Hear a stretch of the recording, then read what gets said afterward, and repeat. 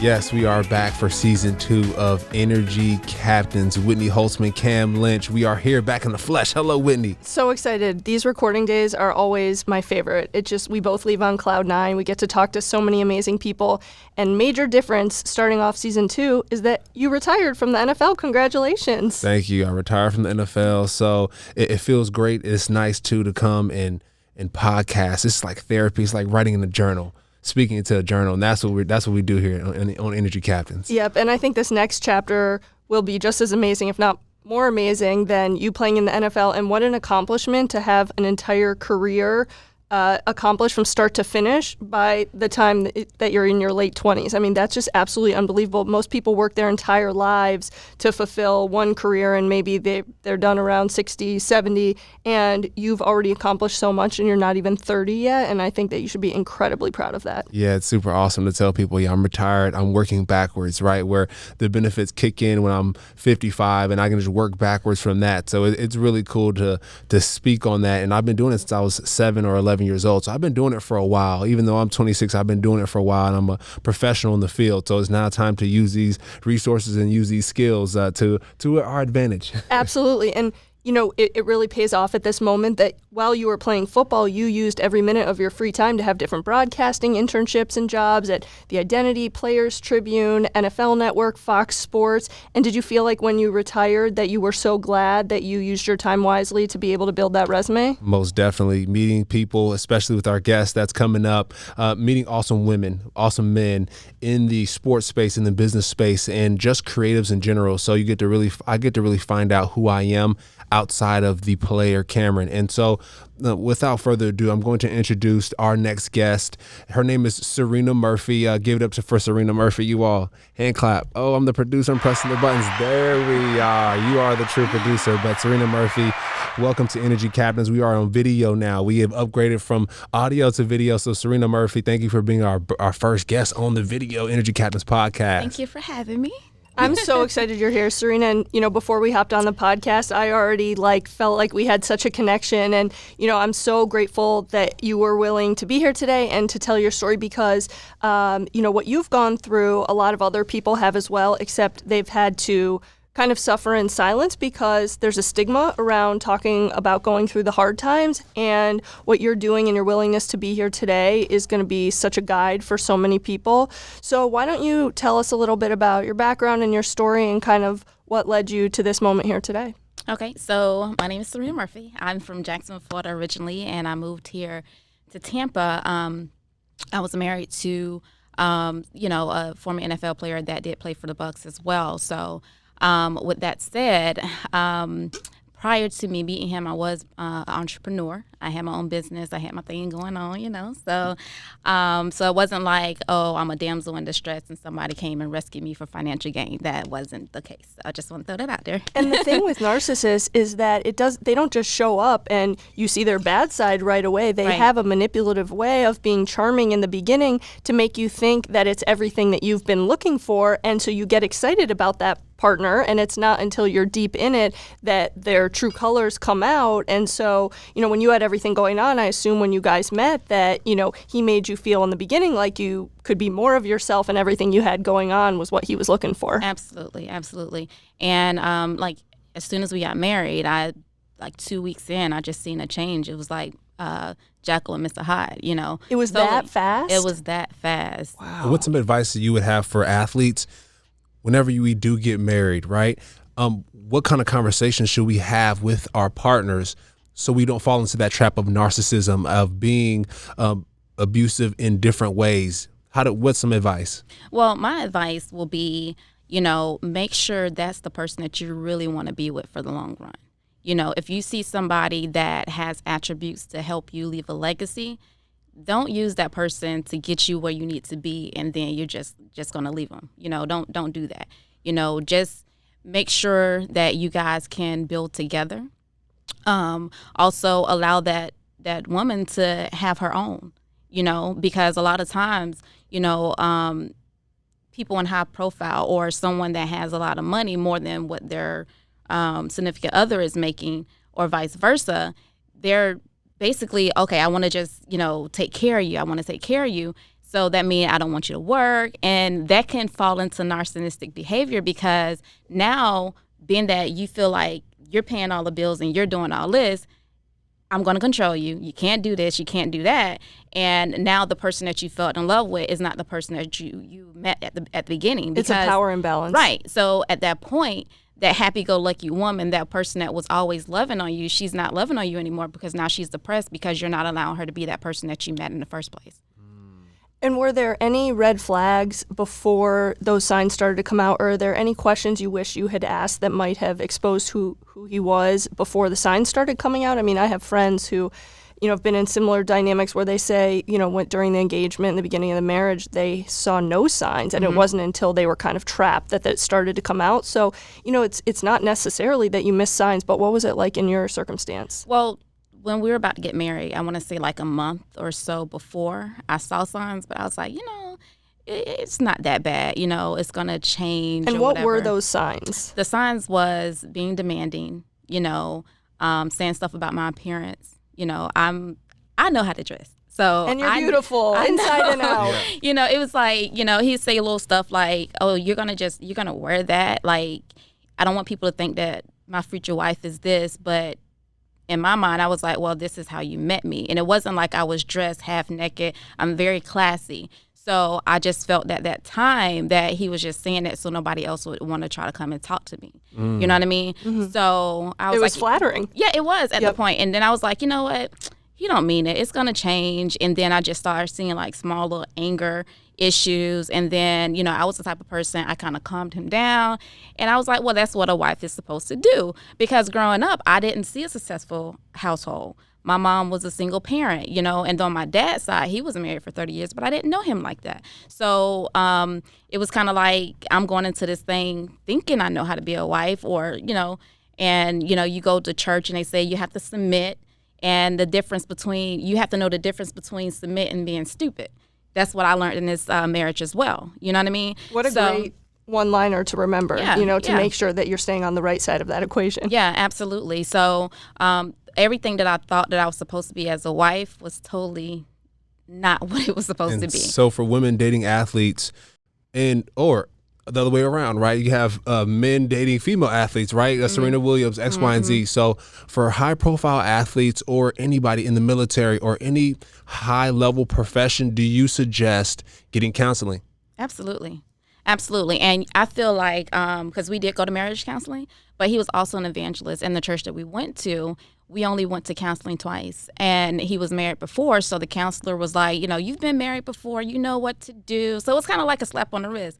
This is my first marriage. So I didn't know, I'm like, okay, well, maybe this is it, It's like everyone's giving him the pass, right. And you have no one advocating for you. Right, absolutely. And you see that a lot with high-profile relationships, period.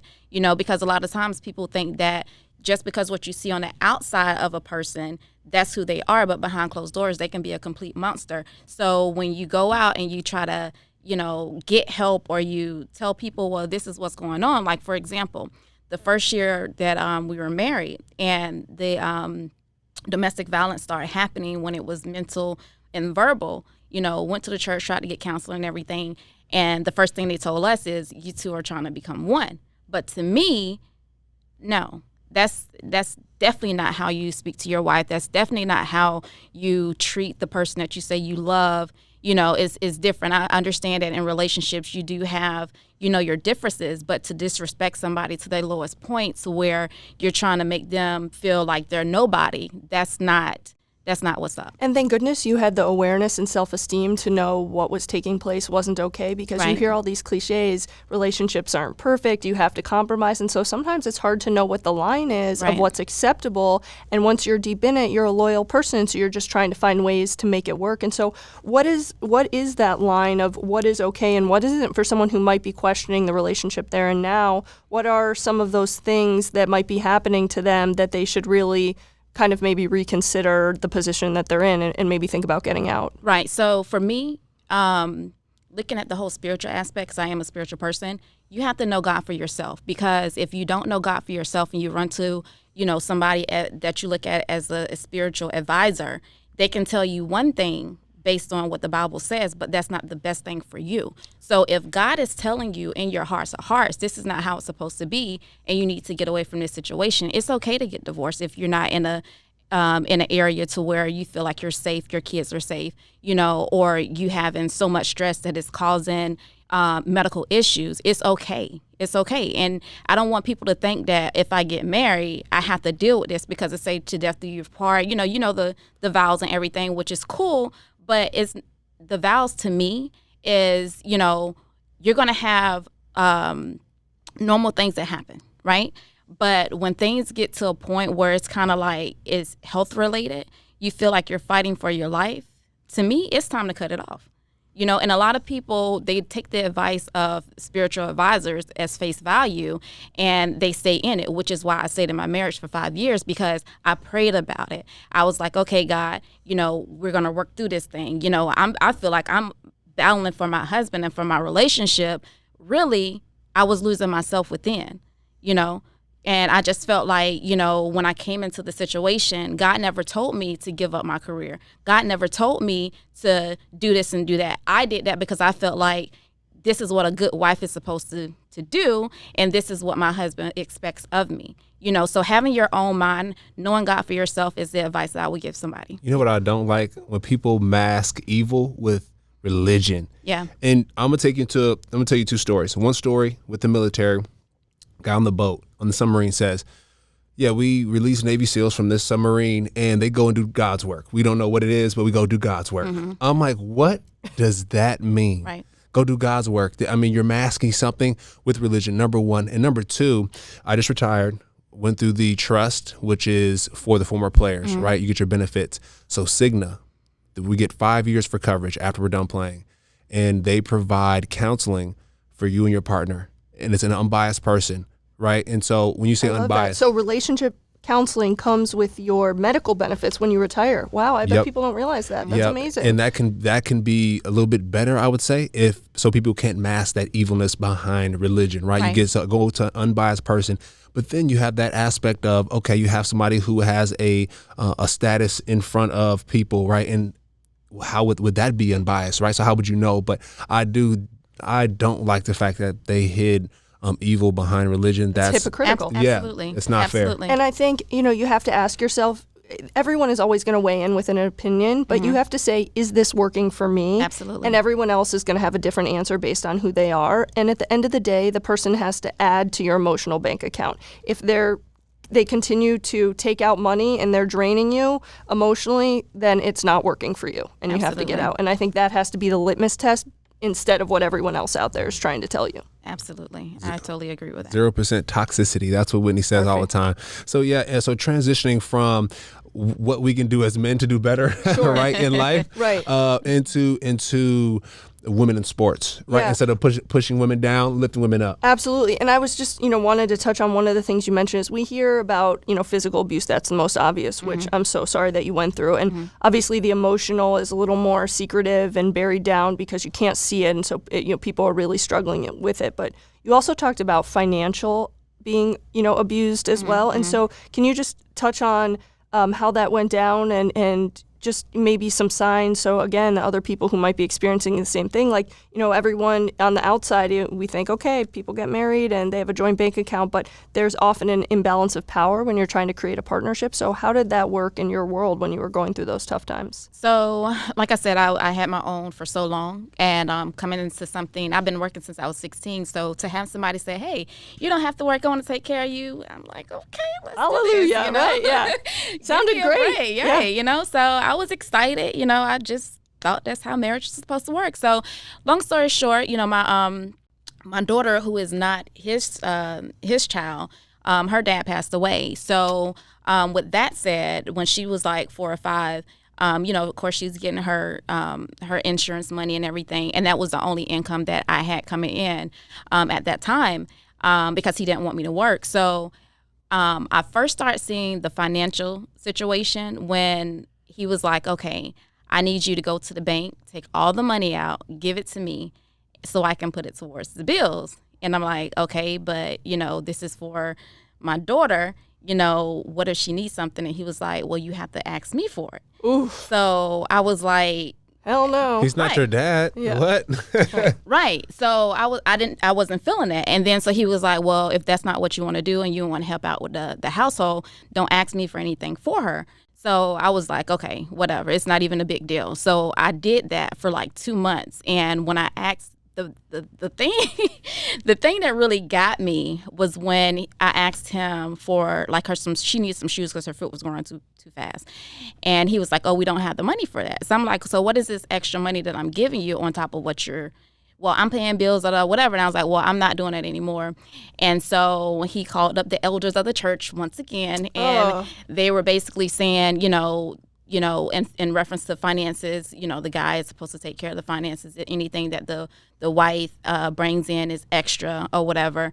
And basically kind of telling us how to do our finances. Sounds and backwards. It yeah. sounds Yeah, backwards. these guys at the church were enablers. So I didn't agree with that, and I stopped it.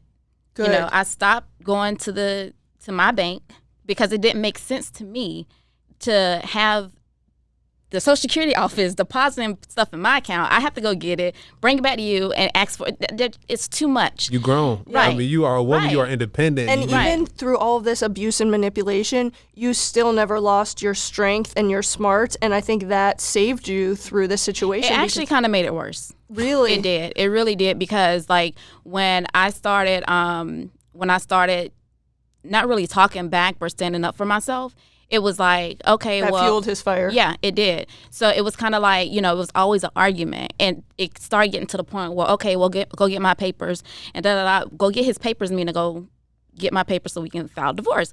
So I pulled his card one day because we were staying in Jacksonville, and I went downtown to go get his papers. I was about to ask you how'd you get out, but here Yeah, we go. right. Yeah, I Here we know. go. Here we go. So I went to go get his papers, but when I went down there, I'm like, okay, God, like, I don't know what to do. Like, this is kind of weird for me. So I'm thinking I'm just going to get a legal separation, right? So I asked them for a legal separation form. And they said that we don't do legal separations in Florida, in the state of Florida. You're either together or you're divorced. And I was like, okay. And the lady was like, well, what do you want to do? And she was like, this is how much it costs. Of course, I didn't have the money. So I was like, well, I don't know. I'll get back with you. So I took a picture of the door so he can know I was going to get his papers, right? So I took a picture and I said, hey, I'm here to come get your papers.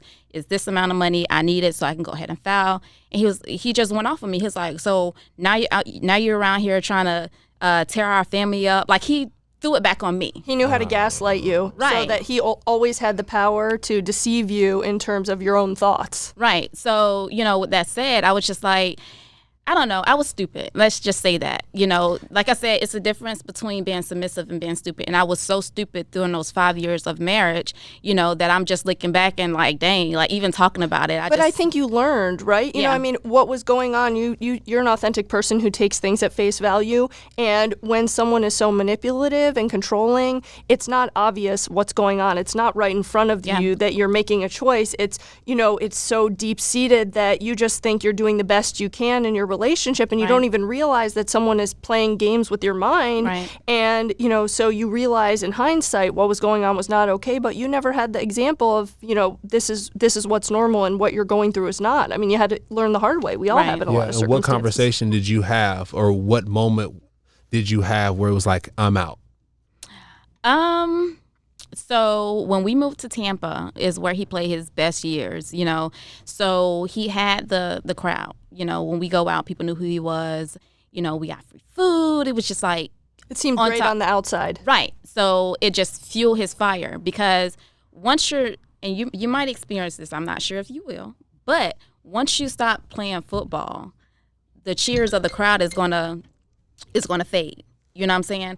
And a lot of guys don't know how to handle that. So what they do is they expect for whoever in the household to pick up that slack. Right. You know? And I always tell Cam and other guys too, when I say, tell me about who you are. And if the first thing they say is, I'm an athlete, I'm like, no, you cannot define yourself by something that's Right. temporary. And I think the great thing about Cam is that he's always going to be the same person, no matter what circumstance he's in or what job he's doing, because he's such a strong person at his core. Right. Yeah, I'm going to tie this together. So I was at the Tampa Bay Vipers practice yesterday, and one of the ladies who writes for the Vipers, she asked me, oh, who are you here with? I thought about it. I was like, Cameron Lynch. I know that's right. who I'm with, Yeah. right? That's who I'm with. That's what I'm doing. And that's because I was able to own my own brand, my own anything. I was able to own it. And I think it's similar to athletes, and it's similar to the situations when it comes to the abuse, right? Because when it comes to the NFL, when it comes to these sports, going down that field, hitting each other that hard with limited resources. Same thing with military. They have limited resources, right? And your situation, he limited your resources. And it was that same feeling of where I'm playing football for 4 years. I'm like, I want to do media. And they're like, you can't do that. He's like, you can't have this money. You can't put shoes on your own baby. What? So for me, when I retired, it was like weight off my shoulders. When the lady asked me who you here with, I say Cameron Lynch. That's weight off my shoulders. I am out of that marriage. I am out of that situation. So now I can control my own dialogue, and that's why Whitney and I are together here today, to control your own dialogue, tell your own story. And she wrote a book about that, controlling your own dialogue, and that's similar here. Right? Don't let anyone control who and what you are, because you define who you are. Yeah, Right. and by the way, you can have those controlling dynamics in a lot of different situations. So what Cam was saying, about playing in the NFL and something's always controlling you, and you in relationships, I had it with a lot of bosses, and I totally lost who I was. And, it took a lot of hard moments to finally say, I'm just going to break through, and I'd rather lose out on some of the comfortable amenities to be able to have the freedom to be me and to not suffer from, other people bringing you down or manipulating you or controlling you, because Tell us some stories, Whitney. I mean, I had one boss who said when we went to meetings, make sure that you sit in the corner and you don't speak so that no one gets to know you. I had that too. Yep, they insisted on reading my emails. They would find ways to punish me, control me, bring me down. I had other people who said because of my religion I wasn't a fit, and all of a sudden 7 months into the job they needed to see my resume, and all these things that felt so defining of me and made me feel how they were trying to control the narrative. But when I broke away from it, I almost had to start to heal and build myself back up, and I've had it in relationships too, and thank goodness all of us were able to get out of the unhealthy and toxic dynamics we were in, because I think that you don't always know when you start something what it's going to end up being. But the best thing you can do, there's plenty of people that are just don't feel strong or brave enough to get out. And I think all of us are examples of being on the other side of it and how you can be so much happier. And I think we all want to encourage people, if you feel like, I say, if anyone is making you feel less than or bringing you down, I call it addition by subtraction. Anyone in your life should be an equal and make you feel like the best version of yourself. So if you're not feeling that way, there's much greener pastures on the other side. Absolutely. And going back to your question when you asked me how did I get out the situation, it was crazy because I didn't know how to. And I always, like I said, I'm spiritual. And that's why I say you have to know God for yourself and have a relationship for yourself, because I constantly asked him, why am I here? Why am I here? Like, I know this is not what marriage is supposed to be. You know what I mean? So I remember God just telling me, just trust me. And situation after situation happened. I'm like, okay, you said trust you, And it was so crazy because the tail end of our marriage, it was like my ex-husband was pushing me away because I didn't help him have his own TV show. I helped him redefine his nonprofit organization, which he picked up and moved. He said it was going to be our legacy, but he picked up and moved to Atlanta without me even knowing. Like, everything. I just felt like I was so used because he seen my ambition and he seen what I can bring to the table. And once he didn't need me anymore, it was like, okay, I'm out. You know what I'm saying? So towards the last year of our relationship, I felt like he was trying to push me away. And I was like, okay, God, you just let me know. And he was getting hip replacement surgery because, the NFL, it bangs you up, So he got hip replacement surgery. He was like, you know what, you don't have to take care of me. My mom coming down here. I was like, okay. I really didn't want to do it anyway. I'm just being honest Sounds with good you. to me. Yeah. Right? Because to be honest with you, the last 2 years, I did not love him at all. It was just like, it was whatever for me. So he was like, my mom and my sister's coming down here. I was like, okay, cool. So he's the type of person, he's very pain tolerant. So even though he had the hip replacement surgery, he's walking in the mall, all this and all that. So long story short, it was a week after his surgery. My daughter had a field trip with her school. And at the time, she was going to school right downtown, like 2 minutes away from our house, because we stayed on Harbor Island. And my car was down, and I was end up, just using his cars and stuff. So this particular day, I was like, I need your car so I can take, my daughter to to the field trip. So he was like, I want to go with you. And I was like, I just felt like something wasn't going to be right. So I was like, okay. So we go to take her to the field trip, and we're on our way home. And he's like, why are you still with me? And I said, well, I feel like God is telling me not to give up on you. And he got upset. And he was like, that don't mean nothing, da-da-da, whatever. And he was like, when I come home from work, why don't you come to me and say, hey, Poppies, how's your day? And I was like, well, what Spanish chick you been talking to? Because I'm 100% black. I don't talk like that. You know what I mean? So he was like, and it came into a big argument. And I remember, because I was driving, like, it was so much to where, like, I started getting lightheaded. And I just got really quiet. And he was just arguing by himself. So I'm driving, get to our parking garage. And he starts saying stuff about my daughter. Because I guess when I'm not entertaining him, he's trying to push my button. So he starts saying stuff about my kid. And then that's when I turned up on him. And he wants to feel like he has the power, that everything he does, you're going to react to. So he feels like he's always in control of situations. Right. So that's when I turned up. And then I got quiet again, parked in the little parking garage. And I get out, and he's still doing all this. And at this point, I'm like, okay, he's trying to find a way out. Like, all this is running through my head. Like, you done... you took the keys to my car, you kicked me out the bedroom, told me to stay with my daughter. Like, I have everything I'm telling you is documented. So nobody can come back and say I'm fabricating anything, So he had notes saying me and my daughter don't have to talk to him ever again when he get upset about stupid stuff, So I'm like, okay, so he's trying to find a way out. And I remember I was walking towards our door, and he was walking behind me, and he said something about my kid. I forgot what it was, but whatever it was, I turned around. I was like, you don't have to say nothing about my daughter. And at that point, that's when he pushed me. And our parking garage, like a regular parking garage. So we, when he pushed me, like, my body slid across the pavement. Like, my back was, like, still scarred up to this day. So I was like, did he just push me? Like, that was the first time that he ever put his hands on me, and it was the last time, because I don't play that, so. And it's good that you saw that was a total difference maker than what had happened before, because sometimes when it's just one more little thing, you don't realize that it's crossed the line to a level that is just beyond unacceptable. Right, but that's not what crossed the line. So I called I seen one of my neighbors coming from behind her car by the parking garage, and I said, excuse me, I need to use your phone. I didn't know where my phone was because all my stuff that was in my purse scattered. So I ran to her, and I was like, my husband just put his hands on me, yada, yada, yada. And the first thing he turned around and said, she's lying. And I'm like, what? Are you serious? You see this mark on my back? Yeah. Like, I was bleeding. It was crazy. And I had gravel embedded inside of my skin. So I called the police on her phone, and she was like, I am so sorry this happened to you. I didn't see anything, so I can't really be a witness, but you can use my phone. So I called the police, I went downstairs and waited for them. And then when they came, I told them what happened or whatever. Then I called one of my other friends to make sure that if anything go wrong, that she's there for me, because I don't have any family here. They went upstairs and got his statement. Come to find out, well, I didn't tell you guys this part, but he do have a program in the jail system, so he knew some of the police officers that was there, and he has a relationship with the sheriff's office as well, with the sheriff as well.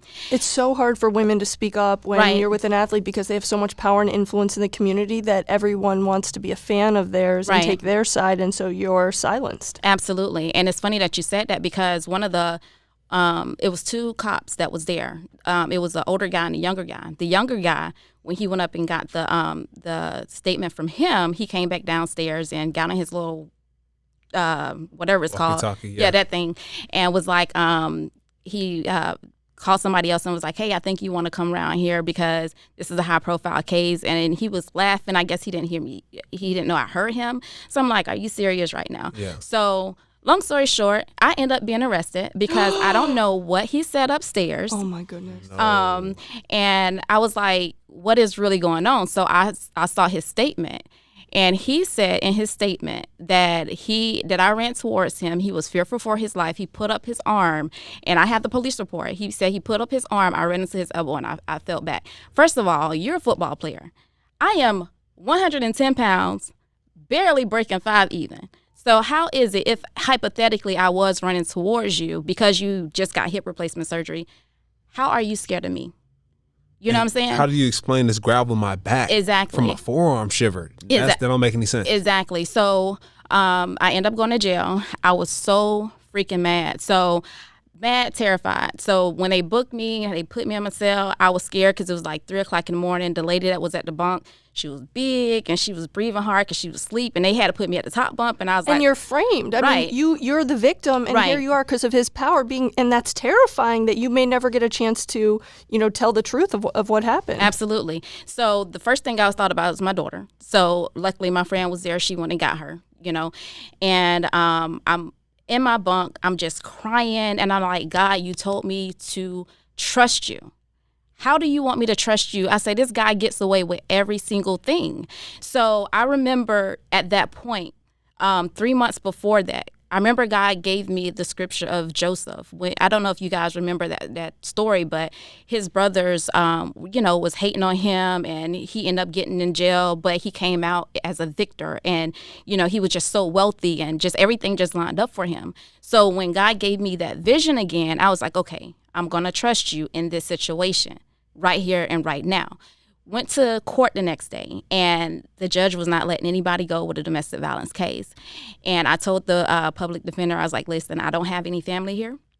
My daughter is with my friend right now. I told her the situation that happened, and she was like, this is not my first time seeing it. She said it's a lot of times when women call and, they're the victim, but they end up getting arrested. And I'm like, wow, that's crazy. So the judge ended up calling my name, and the public defender was like, Your Honor, I think you need to just throw this out. It doesn't make any sense. And this guy, the judge, was like so ruthless that day. So I just knew I was not going home. I was nervous. So he gets the police report, and everything that I just told you what was in the police report about the arm and all the stuff like that. He ended up laughing, and he was like, this reminds me of David and Goliath. And he was like, it said something about the description that the police did. It says something in reference to Sarina Murphy, 5'5", 5 even, 110, assaulted a guy that's 40 years old with a cane, 6 even, 220, something along that line. So he just thought it was so funny. So I was like, well, I'm glad he think it's funny. I don't think it's funny because I'm sitting here. Someone's laughing, right? Yeah. So he dismissed me. He told me, just go home. Don't talk to him anymore, whatever, and he's sorry that I was in here because it doesn't make any sense. I love that you there fought was for yourself. It came down ultimately at that moment to a man who took your side, and was a champion for you. Yeah, which absolutely. is extraordinary. Absolutely. So when I went home, he beefed up his story. He got a restraining order against me as if I was the one that was in the wrong. And in a result, I ended up being homeless, me and my daughter. Oh. But one thing that he had forgot about me that he met before is a person that's ambitious. And resilient. Right. So I had to remember who I was. And that's when at the beginning we talked about remembering who you was in hard times. I had to remember who I was, and I didn't deal with the fact that, I'm about to get divorced. I'm homeless with a kid. I was in survival mode. You know what I mean? So everything that was taken away from me, I got back 100%. And it wasn't through alimony. It wasn't through no NFL money, settlement, or anything. It's because my ambition, my goals, and I know who I am now. I remember who I am. And for women who might be in this situation, or men who are scared to get out, you're so inspiring because I think people are afraid of losing certain amenities, and you literally were at rock bottom and had nothing and were able to survive and build your life back up. So if you can do it, anyone else can get out. Absolutely. Because you had nothing. Absolutely. And it was crazy because, I didn't have a car or anything. I went to the car place, and the guy was like, well, you're being denied because your credit. I mean, I didn't know he ran up my credit. He had sole responsibility of my everything, finances. So I told the guy, I said, listen, I came in here in the Uber. I'm not leaving in the Uber. I said, we can sit here all day, but I'm going to get a car today. And I end up walking away. It's not the Lexus that I came in with, but I end up walking away with a 2018 Nissan Versa. Wow, you built your life back up step by step. Absolutely. And, during the mediation process, they asked, of course, where you staying at and things like that. And when he found out that I was staying right around the corner from where we stayed at, I just had to let you know, one monkey don't stop a show. you probably threw dirt on the person that I was, but I'm back. So, yeah. And so where can people learn more about your story? Is it written down? Where can people read it? Besides hearing it here, where can they find you? Where can people just get more of what you have to tell? Okay, so I am working on a project right now. I can't really talk about what it is indefinitely, but you can follow me on Instagram at Sarina, that's Sarina 813. Or you can reach out to me for motivational speaking, because I do speak on, empowering women, financial breakthrough, and things of that nature as well. So my email address is Sarina, Sarina, career, 813@gmail.com. And if you had a message for men to know when to recognize these behaviors, what can you tell men in sports, young men coming up in sports? What can you tell men in sports so they do not do what your ex-husband did to you? Well, my advice is, if you see those signs within yourself, even if you Google narcissistic behavior and you fall under those categories, I would find somebody that you look up to, another male that may be married, that know how to treat a woman, that can show you. Because a lot of times men, although they grew up in a two-parent home, the father didn't show them how to treat a woman. Or maybe somebody never taught them how to treat a woman at all, So you're just doing things off the whim. Just find somebody that can mentor you to show you what real love is, because once you give real love, you're going to get it back. And there's also probably, you have lots of interesting tactics to share with women, like maybe you keep separate bank accounts for a little while, and so it's worth women who are going through this situation or who are charting their future course to reach out to you. And I think what's amazing about your story is that when people go through dynamics, different situations, they feel like, they keep losing the little battles. And your story reminds me of the tortoise and the hare. In every way, it seemed like every turn in the road you were down and out, but ultimately at the finish line the truth always comes out and you won long term, and hopefully that reassures people that there will be vindication in the end. It just takes some time to get there, but the truth will come out, and karma's a real thing, and people end up getting what they deserve, and you're already so much more of a superstar, and that guy is left in the dust. And I think there's probably, we can find a few silver linings of every situation. And why don't you just talk a little bit about the organization you're involved in now that you were able to start because you had been married to him? Right. So basically, I was honored to be a speaker to the Women of the NFL first conference in Atlanta. And they allowed me to share my story. The young lady that hosted every year, her name is Danisha Rowe, phenomenal woman. And she allowed me to just come and kind of impart and share my story, because a lot of women are dealing with the same thing, especially in this circle. You go out and you put on for the cameras, and everybody thinks it's glitz and glam, but you really don't know what somebody is dealing with behind closed doors. So for me to be able to touch bases and relate to those women, it was amazing. I'm saying that to say, when I told my story, Erica, who is the president of Off the Field, she was there, and she was very inspired by my story and was like, I want you to be a part of our organization. And I was like, well, we're not married anymore. And she was just like, you really don't have to.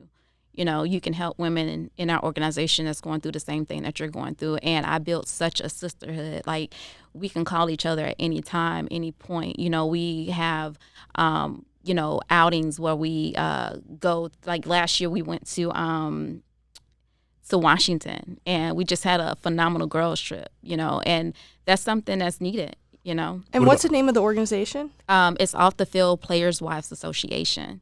And what I would like to add too is maybe girlfriends, right? Maybe girlfriends who need that help. You never know. I mean, so my girlfriend and I, we moved in together 6 months ago. So who knows if she's feeling the same thing, or, whether it be financial or just counseling or just big sister, big bro. Right. But I feel like we can create something where girlfriends or, people, partners of any sport should be able to speak to someone who's been through it before, financially, emotionally, physically, mentally. You know what I mean? So that would be kind of a cool thing that we can build out in the future. Yeah. Right. It's prior to me actually being in that, I reached out to, what is her name? Her husband is Sherrod Martin. Okay. Sharika.